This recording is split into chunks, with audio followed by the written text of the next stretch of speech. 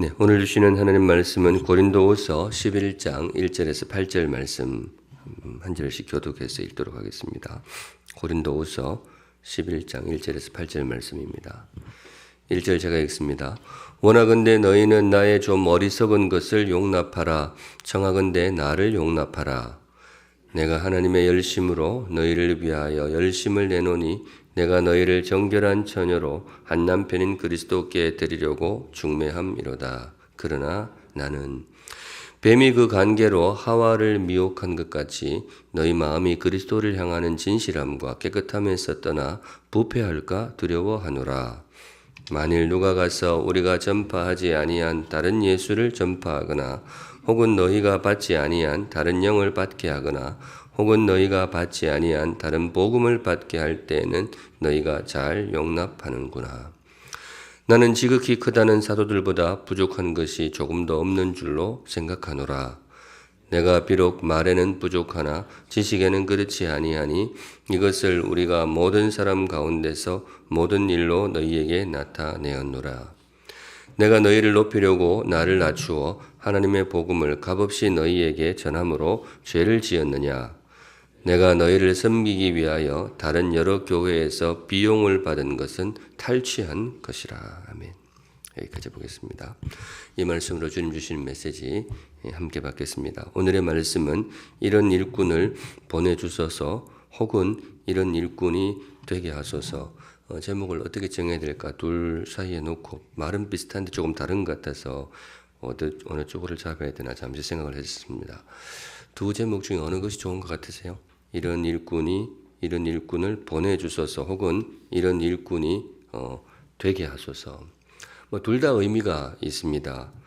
뒤에 이런 일꾼이 되게 하소서 이 말씀은 나의 결단이 있어서 참 좋죠. 내가 이 공동체에 귀한 일꾼이 되겠습니다. 주님 나를 귀한 일꾼으로 삼아 주옵소서. 결의가 괜찮다고 할 수 있습니다. 그런데 또 앞에 것은 우리 교회를 향한 소망이죠. 앞으로도 주님 우리 공동체에 계속해서 귀한 일꾼들을 보내어 주옵소서. 그것도 정말 귀한 제목이 되겠습니다. 우리가 설교가 끝나면 이제 기도하는 시간을 가질 텐데요. 이 두 가지 기도 제목 다 가지고 그렇게 간절하게 기도하시면 좋겠습니다. 이런 일꾼을 우리 공동체에 보내주소서. 또 내가 지금 그런 일꾼이 되게 하옵소서. 그런 유의 설교들을 많이 하게 되죠. 주님께서 중요하니까 이제 그런 메시지를 주시는데요.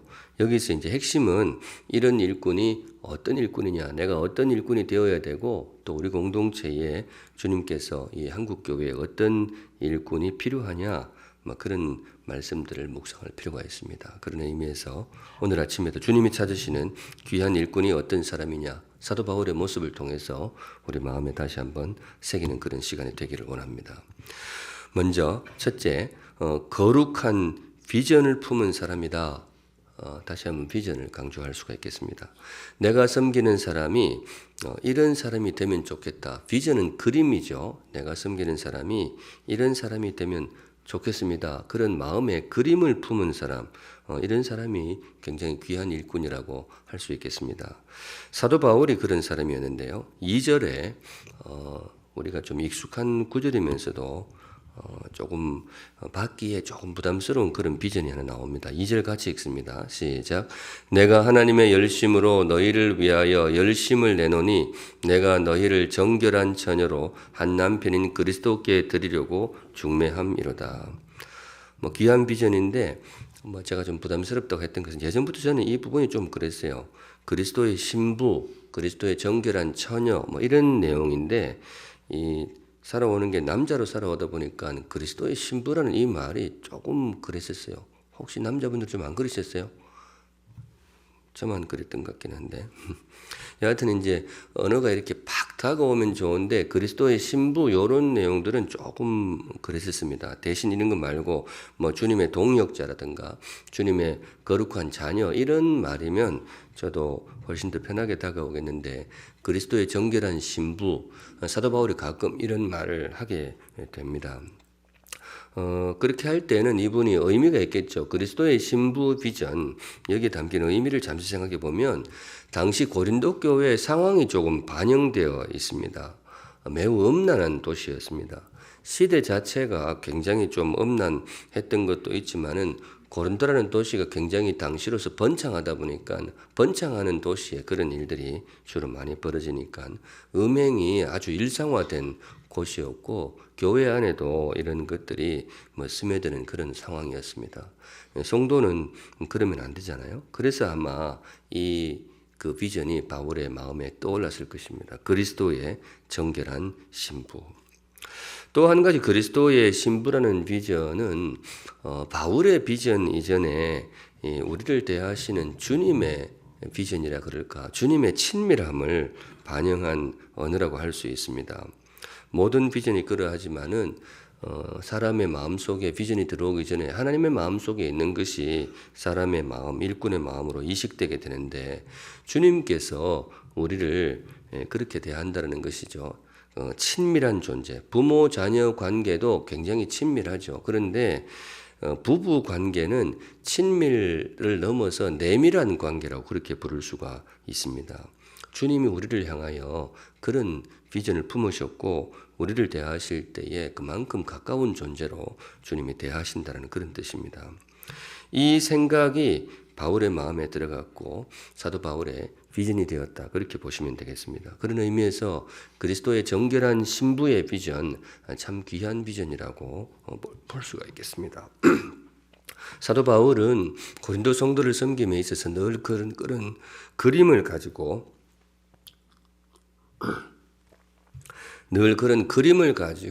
성도들을 섬긴 것이죠. 내가 섬기는 이 성도들이 정말로 정결하고 순결한 그리스도의 신부가 되었으면 좋겠다. 우리도 일꾼이고 우리도 누군가를 섬기는 사람들인데 그렇다면 우리의 마음속에도 비전이 있는 것이 참 중요합니다. 목원들을 향해서 또 부모님이라면 자녀들을 향해서 내가 섬기는 사람이 이런 사람이 되었으면 좋겠다. 그런 비전, 혹시 여러분들 마음속에는 그런 비전이 있으신지요? 저는 꼭 그런 건 없고 그냥 열심히 섬기고 있습니다. 물론 그 섬김도 굉장히 귀한 섬김이죠.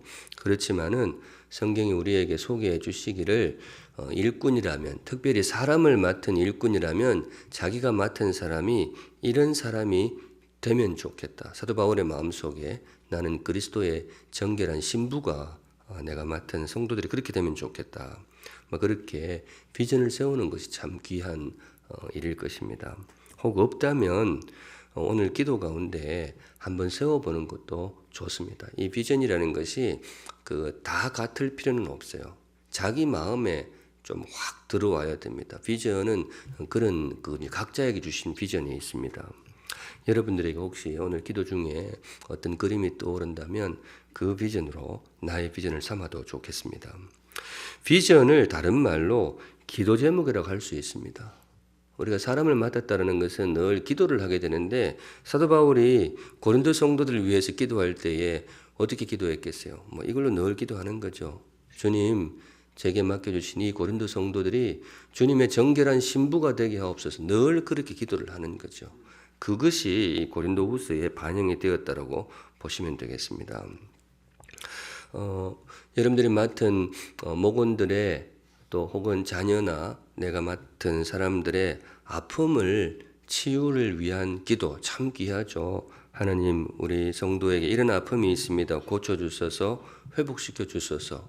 저도 그런 기도를 많이 하고 상당 부분의 기도는 그런 어려움에 대한 주님의 도우심을 구하는 기도가 되겠습니다. 그런데 그것과 함께 더불어서 정말로 이 사람이 이런 사람이 되게 하옵소서. 보통 이제 우리 삶의 스케줄, 삶의 개발서 이런 거 할 때에 급한 것 때문에 중요한 것을 놓치면 안 된다. 그런 말씀 많이 하잖아요. 급한 기도 제목이 있지만은 오래도록 마음에 품고 주님 앞에 아뢰어야 될 그런 기도 제목을 놓쳐서는 안 되겠죠. 우리 마음 속에 맡겨진 영혼들을 향한 그림이 꼭 있으면 좋겠습니다. 목사님은 있습니까? 이렇게 속으로 그렇게 물을 수도 있는데 저는 있죠. 그 부분은 제가 늘 이야기를 하게 되고 제 마음에 품은 사람을 남기는 사람입니다. 저는 이게 참 좋아요. 예수 행복, 예수 사랑으로 사람을 남기는 샘물 성도. 사도 바울에게 있어서는 정결함이 굉장히 중요했던 것 같아요. 고린도 상황이 반영이 된 겁니다. 내게 맡겨주신 사람들은 정결했으면 좋겠다. 그런데 저 같은 경우에는 조금 거칠게 표현하면 자기 노릇이라 그럴까요? 자기 역할을 감당하는 성숙한 사람, 그게 참 좋은 것 같아요. 제가 그런 면에서 부족해서 그럴지도 모르겠지만은 그것을 언어로 표현한 것이 이거라고 볼 수 있습니다. 다른 사람을 남기는 사람. 네, 뭐 여러 차례 말씀드렸지만은 저는 이제 목회하면서 제게 맡겨진 이 사람을 향한 비전은 그겁니다. 저 사람이 목자가 되면 좋겠다. 이제 목자라는 것이 대표적인 언어이죠. 다른 사람을 돌볼 마음을 품은 사람, 그것이 참 주님 앞에 귀한 사람이라고 믿습니다. 혹여 그런 면에서 조금 서툰 면이 있다 하더라도 그 마음을 품은 사람, 저에게는 그것이 비전이 되겠습니다. 각자에게 주신 비전을 품고 열심히 달려가시면 좋겠습니다. 두 번째, 좋은 일꾼이 어떤 사람인가? 사도 바울에게 비전과 함께 가장 이 사람에게 잘 어울리는 말이 있죠. 열심입니다. 뜨거운 열심을 품은 사람. 열심 그러면 구약 시대에는 야곱이고 신약 시대에는 사도 바울입니다. 이분이 그래서 정말 귀한 일꾼이었죠. 2절 아까 읽었는데 다시 한번 읽어보겠습니다. 시작. 내가 하나님의 열심으로 너희를 위하여 열심을 내노니 내가 너희를 정결한 처녀로 한 남편인 그리스도께 드리려고 중매함이로다. 네, 후반부가 이분의 비전이라면 앞부분에 그거에 앞서서 열심을 이야기를 하고 있습니다. 사도 바울 정말로 열심이 있고 열정이 있는 그런 사람이었죠. 그래서 귀한 사람입니다. 비전이 있는데 열심이 없다. 그거는 그냥 꿈이죠. 정말 비전이 있는데 열심이 없다. 이거는 그냥 허세일 가능성이 있습니다. 비전을 품는다는 것은 그 비전을 향해서 열심히 달려가는 것이죠. 사도 바울은 정말로 열심을 품고 그렇게 달려갔습니다. 이분의 열심이 삶의 곳곳에 나타나게 되는데 제일 먼저는 역시 이분이 늘 기도하는 그 기도에 있었죠. 참 기도에 열심을 품은 귀한 기도의 일꾼이었습니다. 사도 바울의 서신서 같은 걸 보면 앞부분에 항상 굉장히 길다란 기도 제목이 나와요. 여러분 그 언어들이 저는 그걸 볼 때마다 처음에 나올 때 기도 제목 한 문장이 굉장히 긴 경우가 있어요. 이거는 평소에 기도하지 않으면 그 문법적으로 맞춰내기 굉장히 힘이 드는 거죠. 이분이 늘 그렇게 기도를 했던 것이죠. 이 아침에 주님 앞에 나오신 열심을 품은 성도 여러분, 앞으로도 계속해서 열심을 품고 기도하시면 좋겠습니다. 사람 돌보는 사람의 열심, 저는 거기에 걱정도 한 자리 차지한다고 생각해요. 우리 성도님들 다른 사람을 열심히 걱정하는 것도 굉장히 귀한 열심이라고 믿습니다. 3절에 보시면 뱀이 그 간계로 하와를 미혹한 것 같이 너희 마음이 그리스도를 향하는 진실함과 깨끗함에서 떠나 부패할까 염려하노라 이렇게 읽으셔도 됩니다. 근데 염려가 굉장히 깊어져서 두려워하노라 그렇게 된 거죠. 바울은 로마서 9장에서도 말했지만은 내 마음속에 너무 큰 근심이 있어서 내가 정말로 죽을 것 같은 그런 느낌이 든다. 그렇게 고백을 합니다. 정말로 내가 내 마음에 그치지 않는 고통이 있다. 왜냐하면 성도들을 향한 걱정 때문에 그렇습니다. 성경에 보면 염려하지 마라. 염려하는 사람은 믿음이 없는 듯이 이야기하는데 사실은 성경에 나오는 많은 믿음의 일꾼들을 보면 맨날 염려하고 있어요. 그거는 그 사람이 믿음이 부족해서 그런 것이 아니고 사람을 맡았기 때문에 그렇습니다. 사람을 맡은 사람은 염려할 수밖에 없죠. 그래서 혹시 여러분들의 마음속에 염려가 올라올 때에 그 마음으로 염려하시고 그 마음으로 기도하시면 좋겠습니다. 그리고 사도 바울은 정말 열심히 있는 사람이 오늘 본문에 약간 그런 면을 강조하고 싶은데 이분은 자기에게 맡겨진 성도들을 위해서라면 무슨 짓이든지 할 수 있는 사람이에요. 이게 표현이 그렇지만은 정말 무슨 짓이든지 할 수 있는 그런 마음을 품은 사람이었어요. 1절에 이분의 마음이 드러납니다. 1절에 원하건대 너희는 나의 좀 어리석은 것을 용납하라. 청하건대 나를 용납하라. 오늘 본문에 이걸로 시작했어요. 사도 바울이 지금 성도들에게 양해를 구하고 있는데 성도들 앞에 못할 일을 하고 있다는 거죠. 굉장히 성도들 앞에서 이런 거 하면 안 되는데 해요. 왜 그러는가 하면 성도들을 위해서 오늘은 이게 필요하기 때문에 자기가 평소 같으면 절대로 안 할 일을 하는 거죠. 이 뭐를 하는가 하면 사도 바울이 자기 자랑을 합니다. 내가 이렇게 귀한 사람이고 나는 굉장히 훌륭한 사람이야. 사실은 평소에 사도 바울은 이런 이야기하는 것을 굉장히 힘들어하는 사람이라고 그렇게 맥락에 나와 있는데요. 그런데 오늘은 하는 거예요. 왜냐? 성도들이 자기를 무시하는 것은 좋은데 자기를 무시해 가지고 자기가 전하고 있는 정말 진짜 복음까지 가볍게 보는 거예요.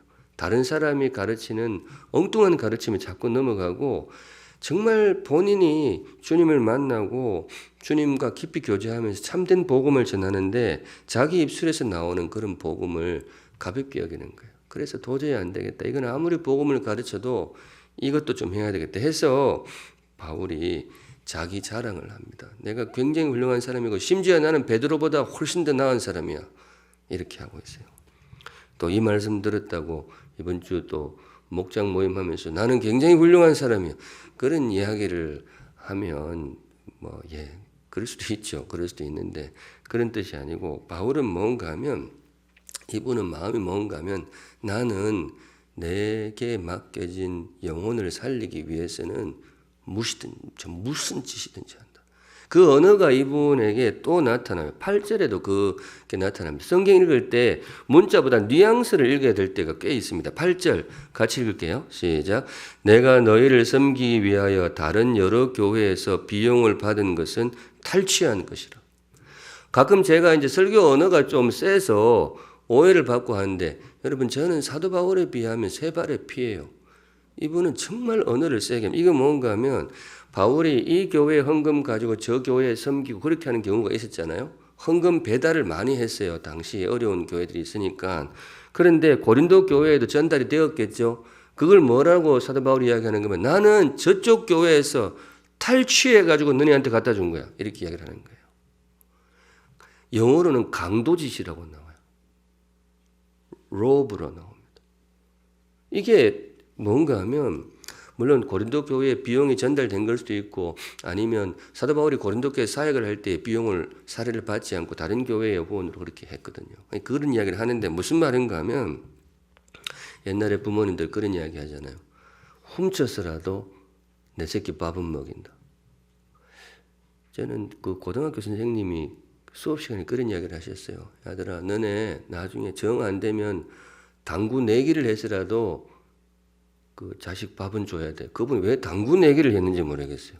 근데 제가 이제 그게 가슴에 확 박혔어요. 그게 이제 그렇구나. 어떻게 하든지 쌀값은 집에 갖다 줘야 된다.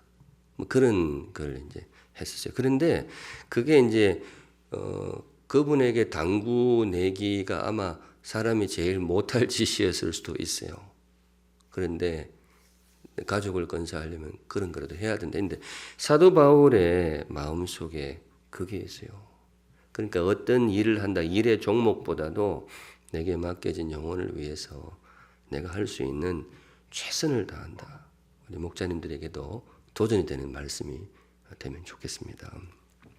마지막으로 좋은 일꾼이 어떤 사람이냐. 마음의 비전을 품고 열심을 향해서 달려간다고 했는데 마지막으로는 스스로를 성장시키는 사람입니다. 자신을 성장시키는 그런 열심이 필요합니다. 비전을 품는다는 것은 저 사람이 성장했으면 좋겠다. 그런 얘기잖아요.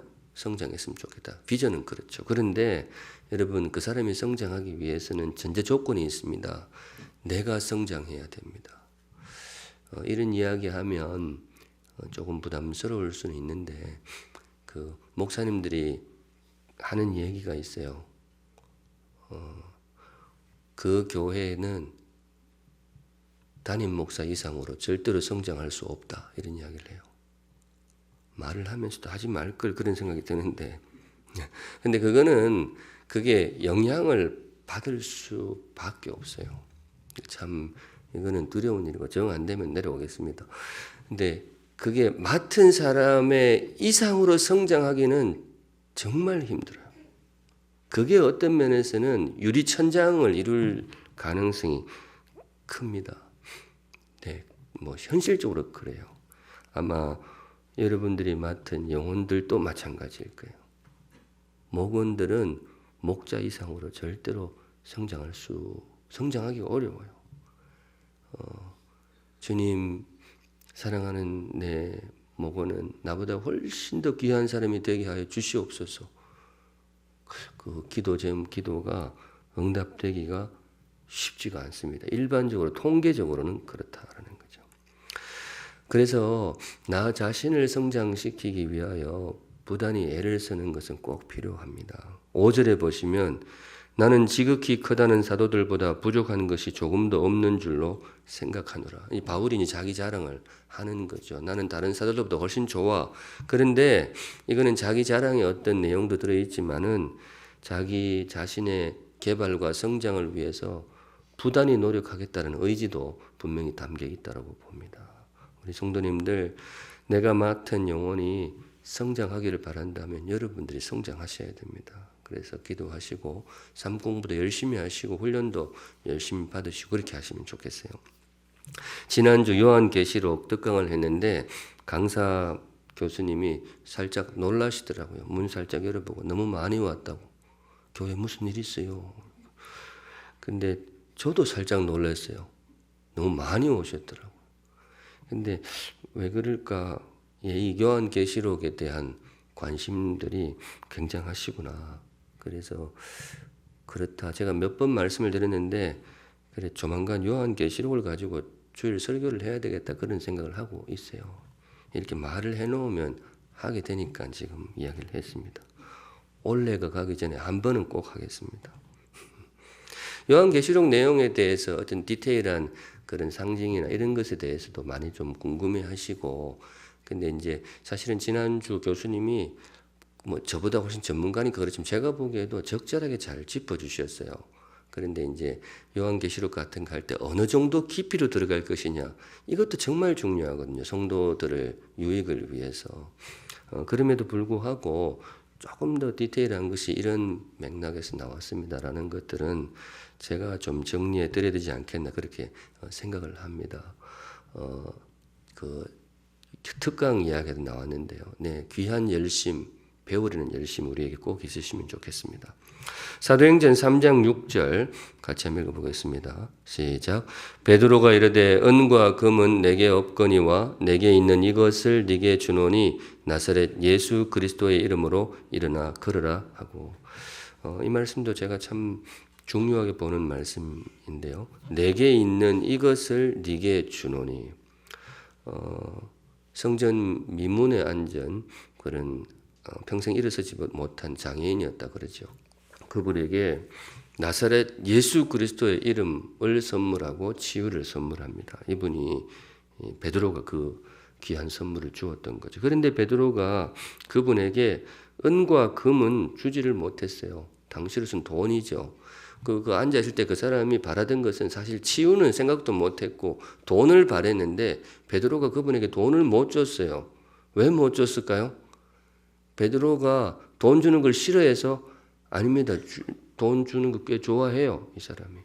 근데 왜 못 줬는가 하면 없어요.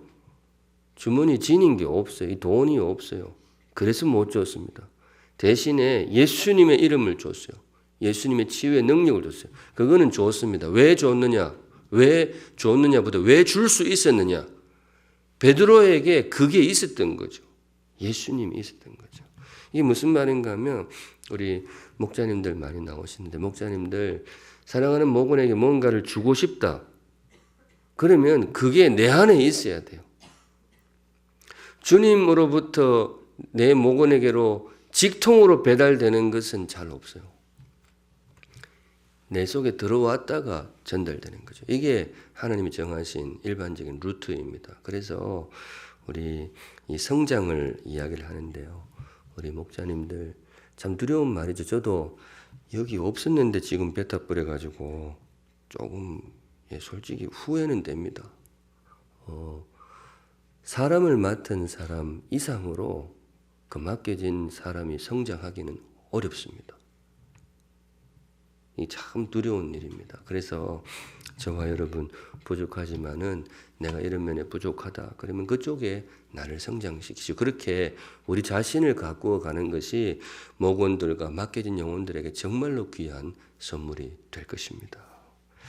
오늘 여기까지 보겠습니다. 이런 일꾼을 보내주소서 혹은 이런 일꾼이 되게 하소서. 지금도 주님이 일꾼을 찾으시고 지금도 주님은 일꾼을 통해서 일을 하십니다. 거룩한 비전을 품은 일꾼, 또 뜨거운 열심을 품은 일꾼. 사도 바울이 참 대단하죠. 무슨 짓이든지 해요. 이게 나쁜 짓이 아니고 내가 맡겨진 영혼을 위해서라면 나는 그 탈취까지 이야기를 했었거든요. 그런 귀한 열심을 품고 나 자신을 성장시키고 그 마음으로 내가 섬기는 영혼을 위해 섬겨갈 때에 주께서 정말 귀한 열매 주실 줄로 믿습니다. 나 자신이 그렇게 되기를 바라고 또 앞으로도 주님께서 우리 샘물공동체에 정말로 귀하게 쓰시는 여기는 일꾼들 지속적으로 공급해 줄 수 있기를 우리 주님의 이름으로 축복합니다. 아멘. 나를 통하여 새벽에 부르기는 좀 음이 높지만은 함께 찬양하고 같이 기도하도록 하겠습니다.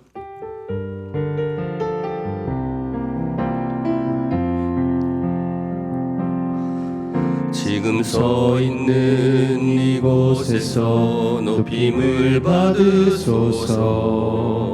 내가 밟는 땅 주님의 땅이니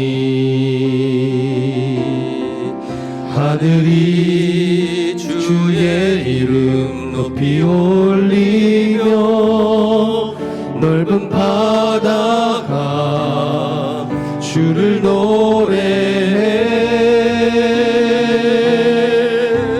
모든 만물 주를 경배해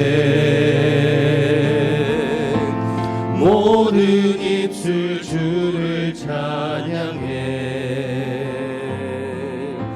천지를 만드신 만물의 통치자 높임을 받으소서.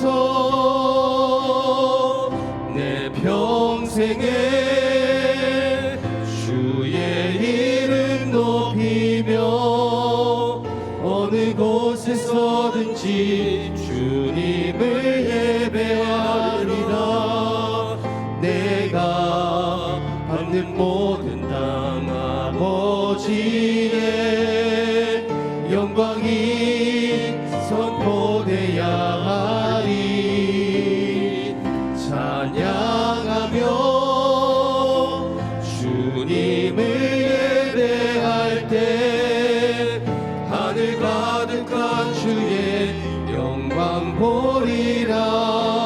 나를 통하여 나의 입술을 인하여 주의 이름 높임을 받으소서. 한 번 더 할게요.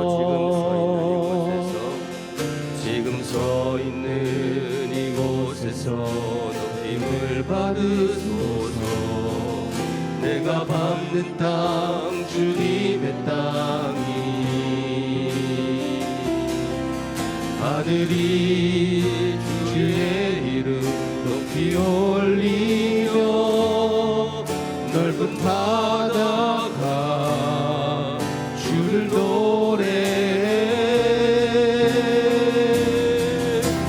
모든 만물 주를 경배해 모든 입술 주를 찬양해 천지를 만드신 만물의 통치자 높임을 받으소서. 내 평생에 주의 이름 높이며 어느 곳에서든지 주님을 예배하리라. 내가 받는 모든 아버지의 영광이 선포되야 하리. 찬양하며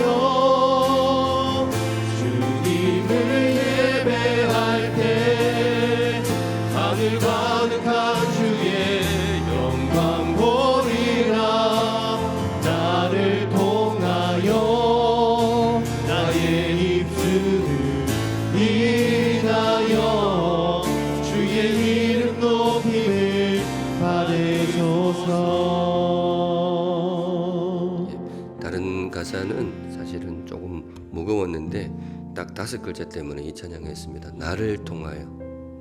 하나님은 나를 통하여 일하기를 기뻐하십니다. 우리 한번 같이 기도하겠습니다.